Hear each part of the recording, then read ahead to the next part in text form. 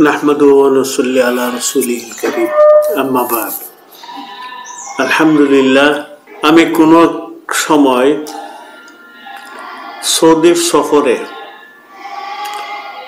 একজন বন্ধুকে পেলাম পাশের সিটে।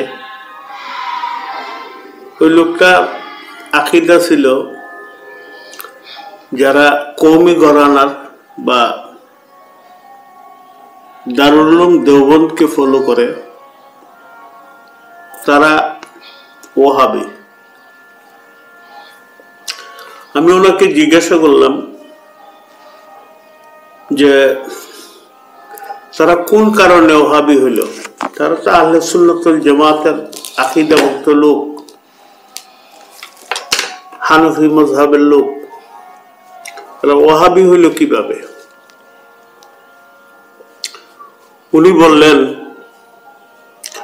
তারা আব্দুল ওয়াহাব নজদীকে অনুসরণ করে। আমি বললাম আব্দুল ওয়াহাব নজদীর সাথে দূরতম কোনো সম্পর্ক কওমিওয়ালার নাই। বলল যেমন আব্দুল ওয়াহাব নজদীকে প্রশ্ন করা হয়েছিল যারা আহলে সুন্নাত ওয়াল জামাত দাবি করে এবং হানফি মাযহাব অনুসরণ করে তাদেরকে আপনি মুসলমান মনে করেন? উনি বললেন না, তাদেরকে আমি মুশরিক মনে করি। এরপর প্রশ্ন করা হইল তাদেরকে হত্যা করাকে আপনি জায়েজ মনে করেন? তিনি বললেন হ্যাঁ, আমি তাদের হত্যাকে জায়েজ মনে করি। এই হইল আব্দুল ওয়াহাব নজদীর একটা উদাহরণ। আরেকটা হইল আব্দুল ওয়াহাব নজদী সে এবং তার অনুসারীদেরকে শুধু মুসলমান মনে করত, অন্যদেরকে দায়রায় ইসলাম থেকে খারেজ মনে করত, ইসলামের আন্ডার থেকে খারেজ মনে করত। এই আকীদা আহলে সুন্নাত ওয়াল জামাত তথা কোনো দেওবন্দির নাই, কোনো কওমির নাই। তাইলে আব্দুল ওয়াহাব নজদীর সাথে তাদের কি সম্পর্ক? উনি বলল আরো সমস্যা আছে। উনি পীর আউলিয়া আম্বিয়া তাদের কবর সম্পর্কে খারাপ মন্তব্য করে, হায়াতুন নবী সম্পর্কে খারাপ মন্তব্য করে। আমি বলল কে বলছে? আহলে সুন্নাত ওয়াল জামাতের আকীদা হইল হুজুর সাল্লাল্লাহু আলাইহি ওয়াসাল্লাম হাইয়ুন ফি কবরিহি, তিনি ওনার কবরে, তিনি না শুধু সমস্ত আম্বিয়া আলাইহিমুস সালাম কবরে জিন্দা। তার জীবনটা কেমন সেটা ব্যাখ্যা সাপেক্ষ, কিন্তু তিনি জিন্দা। আমরা সালাম দিলে সালামের উত্তর দেন, আমরা তো ওনাকে জিন্দা মনে করি, আমরা ওনার জিয়ারত করি, অলিয়া উলিয়ার জিয়ারত করি। তো ওহাবি হইল কেমনে? আব্দুল ওয়াহাব নজদীর সাথে সাদৃশ্যটা কি? উনি চুপ হয়ে গেলেন, কোন সাদৃশ্য দেখাইতে না পাইরা উনি বললেন এরা তো কিয়াম করে না। আমি বললাম কিয়াম করা কি? আমি কিয়াম বেদাত না কি এগুলি না বলে আমি বললাম কিয়াম করাটা কি? উনি নিজেই বললো মুস্তাহাব। বলে একটা মুস্তাহাব তর্ক করলে আকীদার কোন কিতাবের মধ্যে লেখছে সে ওহাবি হয়? তিনি তার কোনো উত্তর দিতে পারল না। শেষ পর্যন্ত উনি বলল ভাই, আমি একটা ভুলের মধ্যে ছিলাম, আমি নিজেও ওয়াজ করি, অন্যরও ওয়াজ করে শোনাই, আসলে আপনার কথাগুলি তো সঙ্গত, তাইলে তো তাদেরকে আমরা ওহাবি বলতে পারি না। ইদানিং আমরা দেখতেছি প্রায় সময় আহলে সুন্নাত ওয়াল জামাতের লোক যারা আমরা আছি, আমরা কোনোদিন তো বলি নাই যে আমরা আব্দুল ওয়াহাব নজদীর অনুসারী। আরো আমি বাড়াইয়া বললাম যে আব্দুল ওয়াহাব নজদী একটা মন্তব্য করছে যে আমার হাতের লাঠিটার যতটুকু ক্ষমতা আছে দুনিয়ার জিন্দিগিতে এতটুকু ক্ষমতা নবী মোহাম্মদ রোজার মধ্যে, এই ক্ষমতা মৃত্যুর পরে এই ক্ষমতা নাই, এন্তেকালের পরে এই ক্ষমতা নাই। আমি বললাম এটা তো আমরা কখনো মনে করি না, সুতরাং তার সাথে আমাদের কোনো সাদৃশ্য নাই। যারা জ্ঞান পাপী এরা বানাইয়া খাটি আহলে সুন্নতুল জামাত যারা মা আনা ও আসহাবের মধ্যে, হুজুর সাল্লাল্লাহু আলাইহি ওয়াসাল্লামকে জিজ্ঞাসা করলেন, হুজুর বলছেন বনি ইসরাইল 72 কাতার হবে, আমার উম্মত 73 কাতার হবে, সব জাহান্নামে যাইব, একটা কাতার শুধু জান্নাতে যাবে। সাহাবায়ে কেরাম জিজ্ঞাসা করলেন যে ওই দলটা কারা? হুজুর সাল্লাল্লাহু আলাইহি ওয়াসাল্লাম বলেন মা আনা ও আসহাবি, আমি যে নীতি আদর্শের উপর আছি এবং আমার সাহাবায়ে কেরাম যে নীতি আদর্শের উপর আছে, এই নীতি আদর্শের উপরে যারা থাকবে তারাই আহলে সুন্নাতুল জামাত। এই আল্লাহ রাসূলের এই নির্দেশনার ভিতরে আমাদের আকীদা গঠিত। আমরা যারা আহলে সুন্নাতুল জামাত আমরা মনে করি রাসূলের সুন্নত, সাহাবায়ে কেরামের সুন্নত, এটা পালন করার মধ্যেই আমাদের সুন্নিয়ত নিহিত। তা আমরা এই সুন্নত পালন করে যাচ্ছি। একদল জ্ঞান পাপী মজলিসে উঠ্টই ওহাবি কাফের, ওহাবি কারা? যারা মিলাদ ক্যাম্প করে না, মিলাদ সবাই করে, কিন্তু প্রশ্ন হইল মিলাদের ধরনটা অনেকের অনেক জাতের। মিলাদ বলতে শাব্দিক অর্থ যাই হোক, সেটা আমি সেদিকে যাচ্ছি না। মিলাদ নামে যে অনুষ্ঠানটা করা হয়, অনুষ্ঠানটা ভিন্নতর। আমরা মিলাদ যেটা করি, আল্লাহ রাসূলের জন্ম বৃত্তান্ত আলোচনা করি এবং এটা বরকতময় মনে করে জন্ম বৃত্তান্ত আলোচনা করি এবং আমরা দুরূদ পড়ি। আমরা দুরূদ, আমাদের ওজিফাই আছে সকাল বিকাল 100 বার করে দুরূদ পড়া। আর আমরা যখন রাসূলের মিলাদ এবং সিরাত নিয়ে আলোচনা করি, পুরাটাই করি। তো মিলাদ তো এখানে করা হইল, এরপরও কারণের ব্যাপারটা যেটা, এটা যদি কেউ মুস্তাহাব বইলা থাকে, এই মুস্তাহাব লঙ্ঘনের কারণে তো একজন ওহাবি হইতে পারে না। কত বড় মূর্খ হইলে যারা সুন্নতের খাঁটি অনুসারী এদেরকে ওহাবি বলতে পারে, আর কত নারায় তাকবীর জিন্দাবাদ দেওয়া হয়। আশ্চর্য হবেন আপনারা, এই ওয়াজ যেটি মানুষকে সমাজে ওহাবি যাদেরকে সাজাইতেছে, আর আওয়াম জনসাধারণ মনে করে এরা ওহাবি, এরা নবীর কি করে না, ইজ্জত করে না। অথচ নবীর ইজ্জতের উপরে আঘাত আইলে এরা জীবন দেয় গাটে মাঠে। আর যারা তাদেরকে ওহাবি আখ্যায়িত করে তারা নীরব হয়ে বয়ে থাকে। এটাই কি সুন্নিদের লক্ষণ? সুন্নিদের লক্ষণ হইল হুজুর সাল্লাল্লাহু আলাইহি ওয়াসাল্লাম বলেন যে আমাকে গালি দেয় তারে হত্যা করা ওয়াজিব। এই কাজটাই আহলে সুন্নাতুল জামাতের লোকেরা করে থাকে। কত বড় একটা মিথ্যা তুহমত যে কওমিওয়ালার উপর দেওয়া হয়, এটা তারা একটু বিবেচনা করলেই পাবে। এবার আসুন কবর সম্পর্কে। আহলে সুন্নাতুল জামাতের ফিকহ কিতাবে আছে কবর চিহ্নিত রাখার জন্য কোনো কিছু দেয়াল বা কোনো পাথর সামনে রেখে চিহ্নিত করা যাইতে পারে, কিন্তু বুক পাকা করা বেদাত। কবরের উপর অবস্থাটা পাকা করতে নাই, এটা হলো কিতাবের কথা। এবার হইল কবর ভাঙ্গার কথা।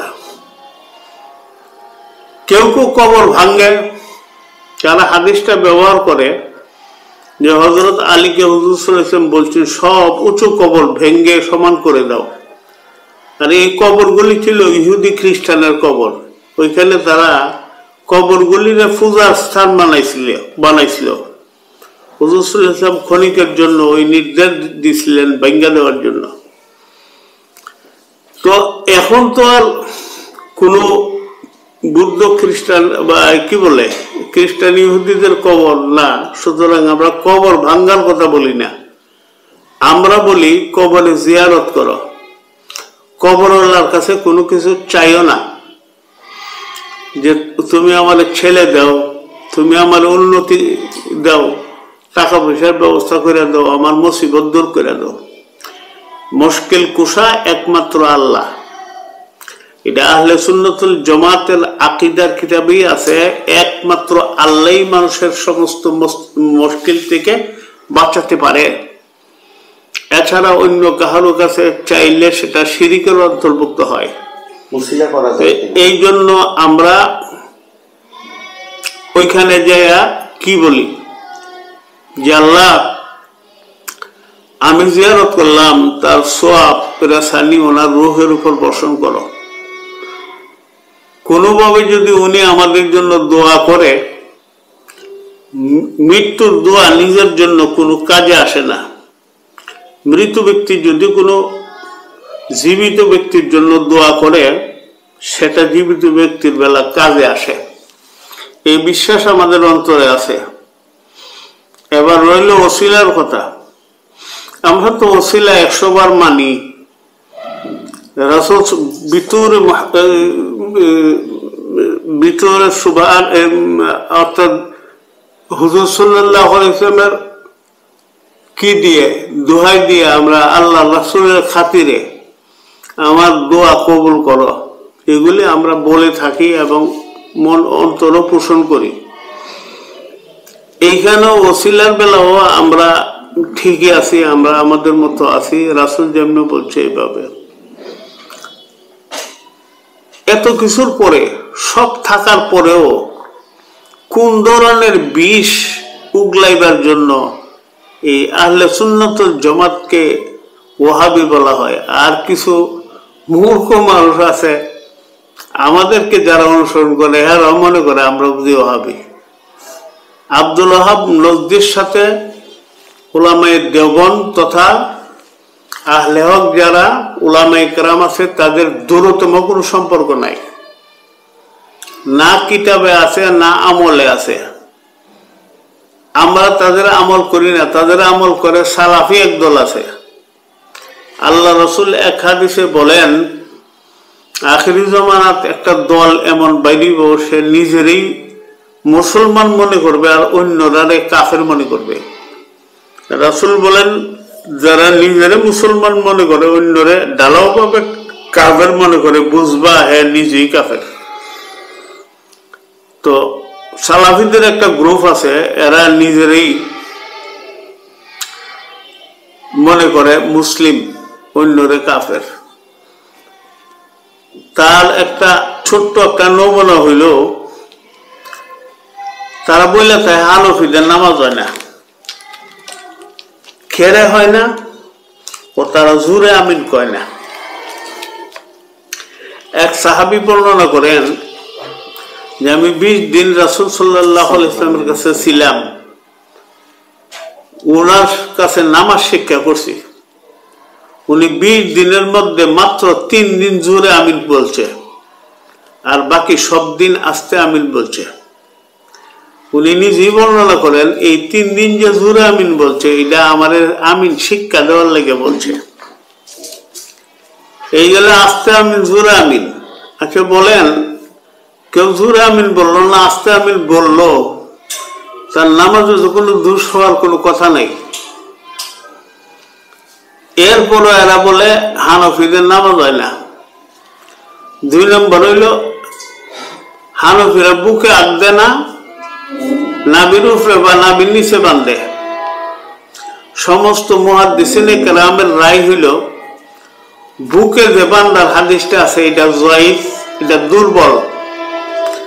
আর সহি হইল নাবির উপরে বা নাবির নিচে যে বান্দা, এটা হইল সহি, এটা হাদিসের কথা। এত কিছুর পরও বাংলাদেশ, ভারত, পাকিস্তানের কিছু আহলে হাদিস আছে, সৌদির আহলে হাদিস এমন না।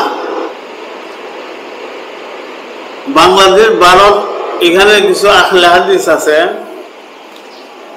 হাত বুকে বানলো না, নাবিতে বানলো, এটা নিয়ে হানফি মযহাবের লোকেরা তারা বলে তাদের নামাজ হয় না, এরা বেদাতি মুশরিক কত কিছুই বলে। অথচ হানফি মযহাবের এমন একটা আমল নাই যে আমলটা কোরআন হাদিস বিবর্জিত। কোরআনও নাই, হাদিসও নাই, এই রকমের কোনো আমলে হানফিদের নাই। তারপরও তারা বলে যে মযহাব যারা মানে তারা বিপদগামী, পথভ্রষ্ট। এখন আসুন, মযহাবকে মানে না। মযহাব কথার অর্থ হইল কারো বড় কোনো আলেম, হাদিস কোরআন বিশারদ কোনো ব্যক্তির বাতায়ে দেওয়া পথ অনুসরণ করা, কারো জেহনি গোলামি না। কোরআনও নাই, হাদিসও নাই, সে এক কথা কয়ে দিল, এটা মযহাবের কোনো অনুসারী এটা মানতে বাধ্য না বা মানেও না। মযহাবের আগে আমরা চেক করি যে ওনারটা ঠিক আছে কিনা, হাদিস কোরআন সম্মত কিনা, তখনই আমরা মানি। হাদিস কোরআন মানলে কি কেউ মুশরিক হয়, কাফের হয়? অথচ হ্যাঁ, এটা বলেই যাচ্ছে। কত ফিতনার কথা যে তারা বাইর করতেছে। একদিকে সালাফিদের ফিতনার সম্মুখীন এই হানফি মযহাবের লোকেরা, বিশেষ করে যারা দেওবন্দি দাবি করে, আমি বলবো কওমি দেওবন্দ আমাদের কাবাও না, কেবলাও না। কওমি ঘরানার লোক যারা আছে তারা অনেকেই দেওবন্দের সাথে সম্পর্ক নাই, তারা কোরআন এবং হাদিসের সাথে সম্পর্ক রাখে। যেহেতু দেওবন্দ একটা প্রাচীন মাদ্রাসা, সেহেতু ওই মাদ্রাসার শাখা প্রশাখা বিভিন্ন ইয়েতে আছে, কিন্তু শিক্ষানীতিটাই শুধু মানে। এখন প্রশ্ন হইল, এই গ্রামে গঞ্জে আহা কত সভা হয়, ইমুক কাফের, তুমুক কাফের। আরে কেন কাফের? কোনো কারণ নাই কাফের। সে মিলা দেখা রয়েছে না, সে কাফের। আর হিডা কইতেছে হ্যাঁ বুকুর উপরে হাত বানছে না, অতএব কারণে হ্যাঁ নামাজ দিত না। কইতেছে জোরে আমিন কইছে না, হ্যাঁ নামাজ দিত না। জোরে আমিন কোয়া ফরজ, ওয়াজিব না সুন্নত না মুস্তাহাব, কিছুই তো না, কিছুই না। হাদিস দুই ধরনের আছে, জোরেও বলছে, আস্তেও বলছে, দুটোই হাদিস। কোন যার যেটা সহি মনে হয় সেটা করে যাচ্ছে, অসুবিধা কি? আমরা কাবাতে দেখি এরা 4 ইমামের মযহাব অনুসরণ করে। তো শাফিউল মাসলুক আছে, অনেকে শাফি আছে। তাকবীরে কয়বার হাত তুললো, কয়বার নামাইলো, এতে কয়বার হাত তুললো নামাইলো, হাত যদি না তুললে, না নামায়, তার নামাজ হবে না, এই রকমের কোনো হাদিস কি কোনখানে আছে? একদল আছে হাত ছাইরি দিয়ে আকারি দেয়, বুকও বান্ধে না, নাভিতে বান্ধে না, এরা কি নামাজ হবে না? ওদের পক্ষ হাদিস আছে। সুতরাং যে কোনো হাদিস ফলো করে নামাজ পড়লে তার নামাজ হইতে কোনো বাধা আছে বলে আমাদের জানা নাই। তো আমি সবাইকে আহ্বান করব, যারা আপনাদেরকে সুন্নত মানার কারণে, বেদাত থেকে নিজের বাঁচাইবার কারণে আপনারা যে ওহাবি বলে, এটি দুষ্ট মানুষ। ওহাবির কোনো দলিল নাই, আব্দুল ওহাব নজদির সাথে আপনাদের কোনো সম্পর্ক নাই। বরং আব্দুল ওহাব নজদির সাথে আমাদের বিরোধ আছে। এই জন্য আব্দুল ওহাব নজদিরে যারা অনুসরণ করে, এরার সাথে আমাদের কোনো কালো মিল নাই, না রাজনৈতিক মিল, না সামাজিক মিল, কোনো রকমের মিল নেই, না আকীদাগত মিল, না ইবাদতগত মিল, কোনো মিলই তাদের সাথে নাই। সুতরাং যারা সুন্নি জনতাকে ওহাবি বানাইবার চাকরি নিছেন, ডিউটি নিছেন, একটিবার চিন্তা করে দেখেন যে আপনি কোন পথে আছেন। মুসলমানকে কাফের বানাইবার পথে আছেন। কোন মুসলিমকে যদি কেউ ওহাবি কাফের বানা, তাহলে এরা বাস্তবিক যদি ওহাবি কাফের না হয়ে থাকে, আপনি যে বানাইলেন আপনার ঠিকানা কোথায় হবে, হাদিস থেকে তার শিক্ষা নিয়ে নেবেন। আমি উদাত্ত আহ্বান জানাবো, যারা সুন্নত মেনে চলেন, হাদিস এবং কোরআন মেনে চলেন, আপনারা আহলে সুন্নাতুল জামাতের লোক। আপনাদেরকে কেউ ওহাবি বললে আপনি মেনে নেবেন না। আপনি দলিল চাইবেন যে কি করলে ওহাবি হয়। আকীদার কিতাব তো পড়েই না, আকীদার কিতাবে কি লেখা আছে হে নিজেও জানে না, আরেকজনের কাছে শুনছে এই মুখ তো মুখ ওহাবি ওহাবি। এসব বাজে কথা কেউ কান দিবেন না।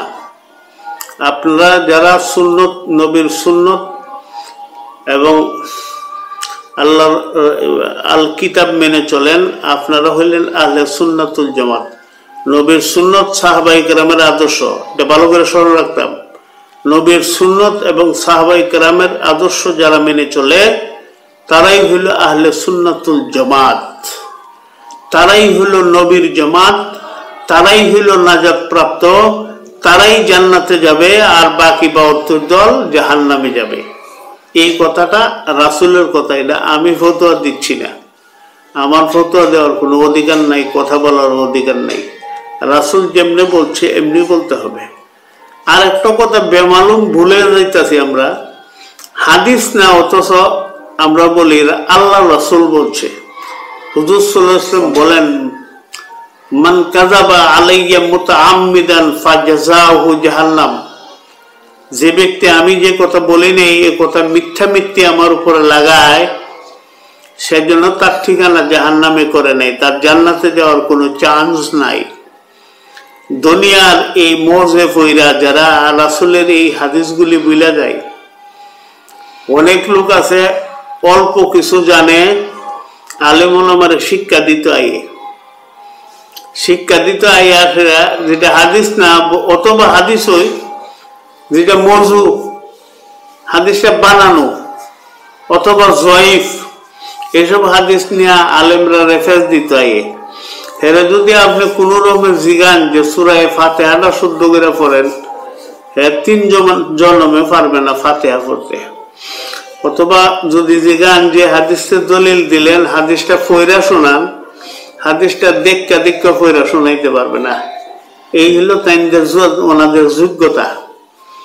সুতরাং আমি সব দলের সবাইকে বলবো, বাজে কথা বলবেন না। আপনি মাজারে গিয়া কি করেন এটা আপনি জানেন, আমি গিয়া কি করি রাসূল আমারে শিখাই দিছে কি করতে হবে।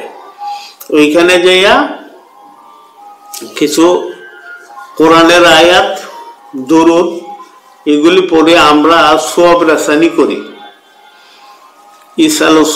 ইসালে সোয়াব যাকে বলা হয়, জিয়ারতের মাধ্যমে ইসালে সোয়াব হয়। এরপরে জিয়ারতুল কুবুর ফি শরহি সুদূর, এটা আমাদের ঘরানার লোকের লেখা।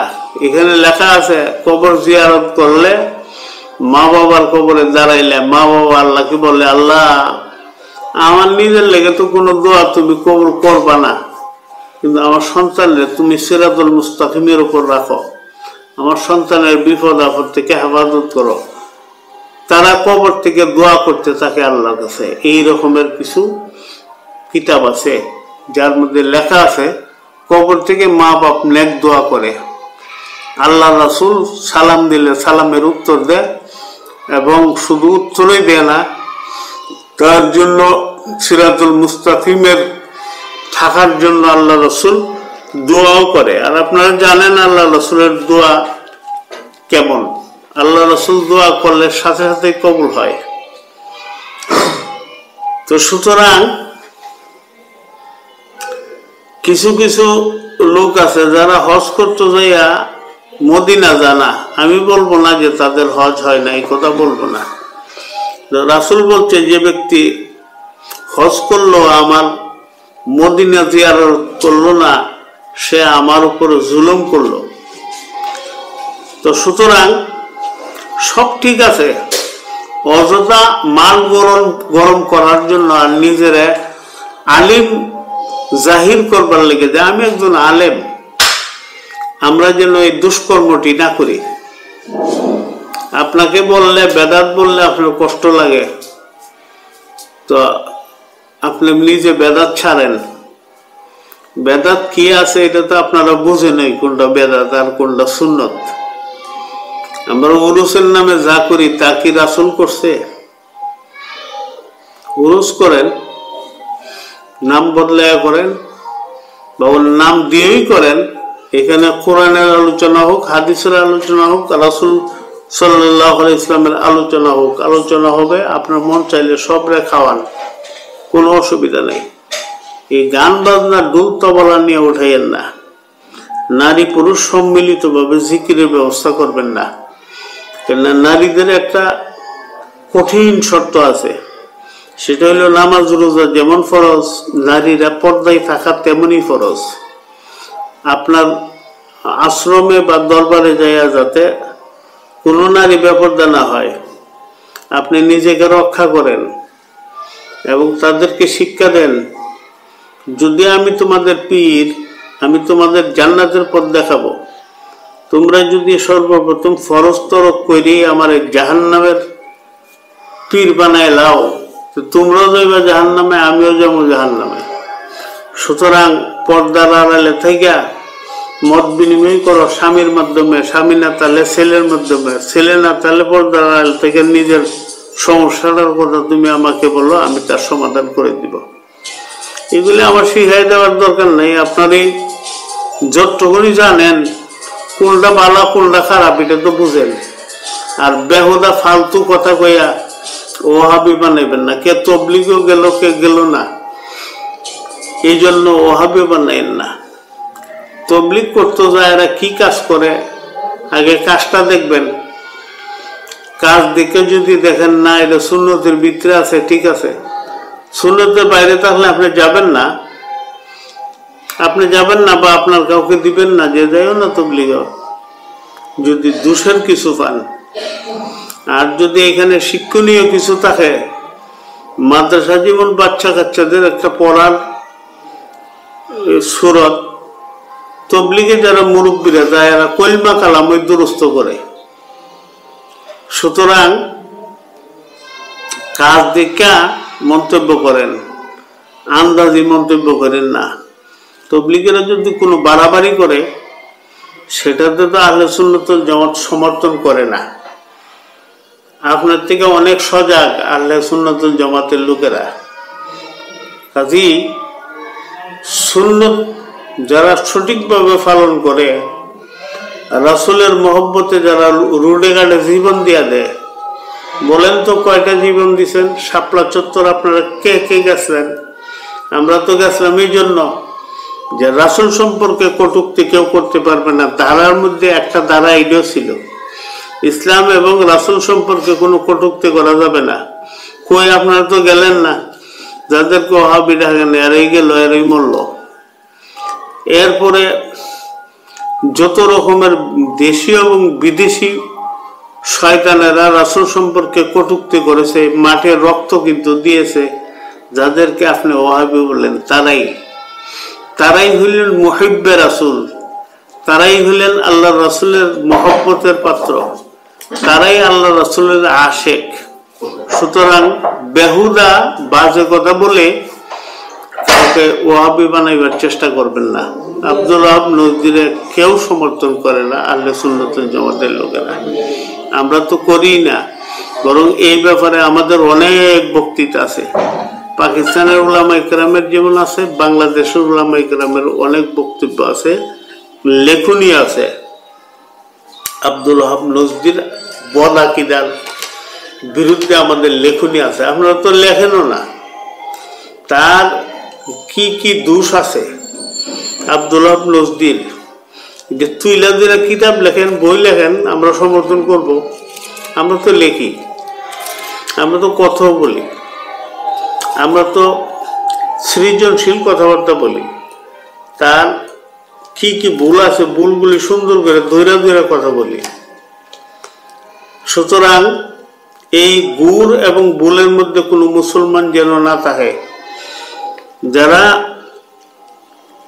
আহলে সুন্নতুল জামাতের আকীদাভুক্ত এবং হানাফি মাযহাবের আকীদাভুক্ত, আমরা সবাই সুন্নি। এইখানে কোনো ওহাবি আছে না। ওহাবি প্রমাণ করতে হলে আপনার আব্দুল ওহাব নজদির সাথে কানেকশন পাইতে হবে, তাইলে তো ওহাবি হইব। আব্দুল ওহাব নজদির সাথে কি দিয়া, কেন কানেকশন, কি কানেকশন আছে, এখান তুইলা ধরলে ধৈরা যদি আপনি বলেন হে এই কারণে তাই ওহাবি, তাই ঠিক আছে না। আন্দাজি ওহাবি কইেন না, এটা মানুষের মনে কষ্ট হয় যে আমি এত কোরআন সুন্নাহ পড়লাম, পড়াইতেছি, আমল করতেছি, আমার হে ওহাবি ডাকে। আপনি ডেকে গেছেন গা, ঠিক আছে, কিন্তু আওয়াম জনসাধারণ তো তাদেরকে ওহাবি মনে করতেছে। যারা নবীর আওলাদ, যারা নবীর খাঁটি উম্মত, যারা আশিক রাসূল, এরারে আপনি ওহাবি মানে থইলেন, কাজটা কি করলেন? একবার চিন্তা করে দেখবেন। সাবধান, এই ছোটখাটো কিছু বিষয়ের মধ্যে বৈষম্য থাকলে আপনি তার ওহাবি বলতে পারেন না। আপনি কিতাব খুলেন, শরহে আকায়েদে নসিফি খুলেন, এরপরে হানাফি মাযহাবের অনেক কিতাব আছে, আকীদার উপর কিতাব আছে, এগুলি পড়েন, বেশি বেশি পড়েন, পড়ে নিজেরে শুদ্ধ করেন, পরে অন্যরে শুদ্ধ করতে আসেন। এটা উলামা ইকরামের প্রতি আমার উদাত্ত আহ্বান থাকবে। আন্দাজি কাউকে ওহাবি বলবেন না। আর সবাই বেদাত করে না। যারা আমাদেরকে ওহাবি বলে, এদের মধ্যে বহুত লোক আছে, তারা মাজারে যাইয়া জিয়ারতি করে, এরা বেদাত করে না। সুতরাং বেদাতিও বলা যাবে না, এটা একটা অন্যায়, জুলুম। আরেক ভাইয়ের উপর আপনি জুলুম করলেন, তুহম্মত দিলেন, তুহম্মতের সাজা মৃত্যুদণ্ড কুরআন হাদিসের আলোকে। কেন তুহম্মত এমন একটা জুলুম, সেই জুলুমের কারণে এক ইহুদির উপরে ছুরির তুহম্মত দিছিল, আপনারা এটা জানেন? ছুরির তুহম্মত দিছিল যে সে এক লোকের আটা চুরি করছে। আসলে চুরিটা করছিল একজন মুসলমানে কইরা শেষ পর্যন্ত ইহুদের বাসাতে আমানত রাখছে। এখন সাহাবায়ে কেরাম ঘুরতে ঘুরতে ইহুদের বাসাত আটা পাইছে। হুজুর সাল্লাল্লাহু আলাইহি ওয়াসাল্লাম তৈরি হয়েছে, হের উপর আটা পাওয়া গেছে, হেরে আটকেটা লন লাগবো, রেডি হয়েছে।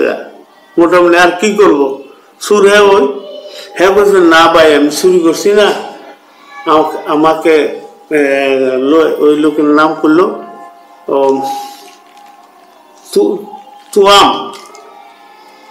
তুয়াম নামক এক লোক, যাই হোক মুসলিম ছিল, সে আমার ঘরে আটাগুলি আমানত রেখে গেছে। কিন্তু তুয়াম বলতেছে না, আমি তো রাখি নাই আপনার ঘরে, আমি আসি নাই আপনার এখানে। উনি মিথ্যা কথা বললেন। হুজুর সাল্লাল্লাহু আলাইহি ওয়াসাল্লাম বিপদে পড়ে গেলেন, কি করবেন এখন? এই সময় আয়াত নাযিল হইছে, হে আল্লাহ রাসূল, আপনি যারা জুলুম করে নাই তাদের উপর আপনি কোন রকমের বিচার প্রয়োগ করবেন না, আপনি ন্যায়ের পক্ষে থাকবেন। ওইখানে ওই আয়াতের মধ্যে পরিষ্কার বলা হয়েছে যে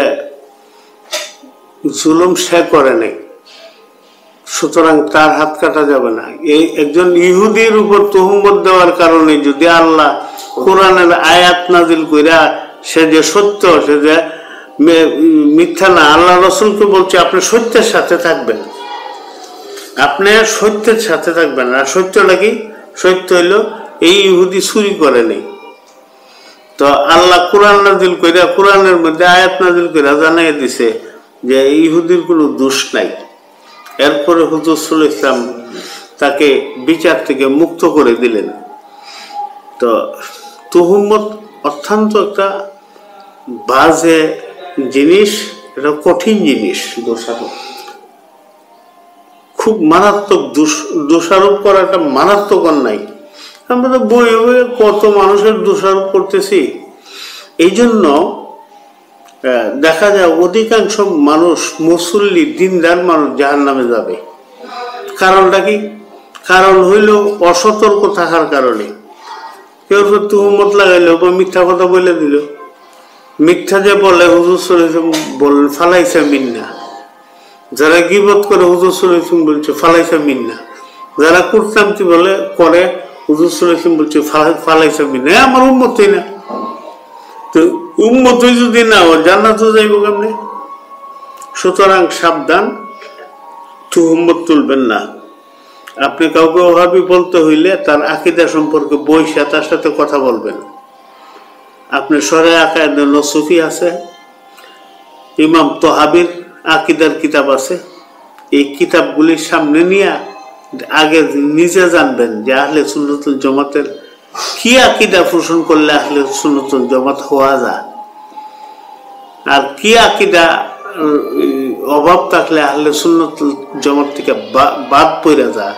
এটা আগে ফইরা এরপরে চেক করে আপনি কেউ যদি সত্যি আব্দুল ওহাব নজদির অনুসারী হয়ে থাকে তাহলে ওহাবি রাখেন, অসুবিধা নাই।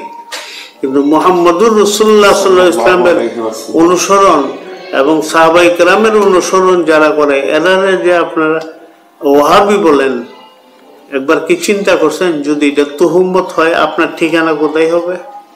আপনার ঠিকানা তো আল্লাহ রাসূল বলছে ঠিকানা জাহান্নাম হবে, জাহান্নামী। সুতরাং এটা ছোট করে দেখার কোনো সুযোগ নাই। আল্লাহ রাসূল জবানে মুবারকতে কোনো কথা আসলে এটাকে ছোট করে দেখার কোনো সুযোগ নাই। আল্লাহ রাব্বুল আলামিন আমাদেরকে সঠিক বুঝ দেব এবং হানাহানি, কাটাকাটি, মারামারি। আর আপনারা যারা ফেসবুকে কি জানি কি লাইভ টাইপ দেন, সাবধানে কথা কইেন। ইন্নাল্লাহা ইয়া'মুরু বিল আদলি ওয়াল ইহসান ওয়া ইতা'i যিল কুরবা ওয়া ইয়ানহা আনিল ফাহশাই ওয়াল মুনকার। আল্লাহ নিষেধ করছে ফাহশা এবং নিষিদ্ধ কথা থেকে। তো ফাহশা কথা, কুত্তা, শুয়োর, এইসব গালি, এটা আলেমের মুখে শোভা পায় না। আলেম এই গালি দিবে কেন? আমরা কেউ চাই না যে ইমাম আমার মতো, আমরা চাই ইমাম পবিত্র হইতো। তেমনি ভাবে আমরা কেউ চাই না যে আলেম আমার মতো হোক। আলেম হবে অন্য ধরনের ক্যাটাগরির, উন্নত চরিত্র থাকবে তার, যেহেতু সে রাসূলকে ফলো করে। রাসূল সাল্লাল্লাহু আলাইহি ওয়াসাল্লাম জীবনে কাউকে গালি দেয় নাই। আপনি আমার জীবনে কি পরিমাণ গালি দিতেছি, এরপরও কই আমি রাসূলের উম্মত। এটা তো রাসূল সাল্লাল্লাহু আলাইহি ওয়াসাল্লামের সাথে একটা প্রতারণা করা হইল। হুজুর সাল্লাল্লাহু আলাইহি ওয়াসাল্লাম বলছেন আফজালুল ইবাদাতি হুসনুল খালক, সর্বোত্তম ইবাদত হইল উত্তম চরিত্র। উত্তম চরিত্রের মধ্যে বিশেষ একটা বিষয় হইল তার কথাবার্তা, আচার ব্যবহার, শালীন হওয়া, শব্দ চয়ন সুন্দর হওয়া। কত কথা, মা খাদিজাকে নিয়ে কত কথা, আয়েশাকে নিয়ে কত কথা। এই যেদি কয় কইবার সাথে সাথে বেঈমান হয়ে যায়। সে মনে করে আয়েশা তার মার মতো, খাদিজা বুঝি তার মার মতো। খাদিজা তার মার মতো না, আয়েশা তার মার মতো না। খাতুনে জান্নাত, তারা জান্নাতের সর্দার। যে জান্নাতে যাবে মহিলা জান্নাতের সর্দার এরা। সুতরাং কথা বলতে সাবধানে কথা বলতে হবে। আল্লাহ রাব্বুল আলামিন আমাদেরকে বুঝ দেব। আমার মনে পড়লো, দুঃখ লাগলো এই কথাগুলি বললাম। কারো ভালো লাগলে গ্রহণ করবেন, ভালো না লাগলে বাদ দিয়ে দিবেন। আল্লাহ সবাইকে মাফ করে দেখ, আমিন। আসসালামু আলাইকুম ওয়া রাহমাতুল্লাহি ওয়া বারাকাতুহু। সুবহানাল্লাহি ওয়া বিহামদিহি।